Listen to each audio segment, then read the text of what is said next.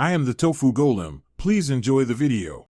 You start by revealing file extensions so you see what you'll change. In File Explorer or Finder, enable Showing Extensions. Once visible, find the file and make a quick duplicate. This prevents data loss if you pick the wrong type. You're doing this because extensions tell the system how to open the file. Now that you can see the extension and have a backup, you're ready for the first editable step, renaming the extension itself. You'll now perform the rename operation carefully. Right-click the file and pick Rename, or press F2, then edit only the characters after the final dot. This is the extension.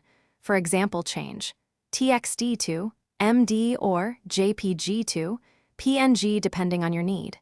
Make sure to accept the system prompt that warns about changing file types. This is expected. Once done, check the file icon and name you finish by verifying the file opens with the intended application. Try launching it directly.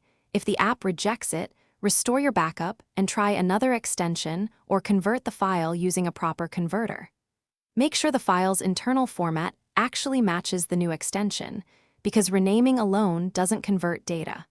If you see errors, use a conversion tool or change back to the original extension. One key troubleshooting tip: always test with the backup before deleting the original file.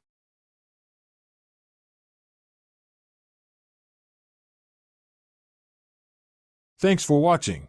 Consider subscribing if we helped you today.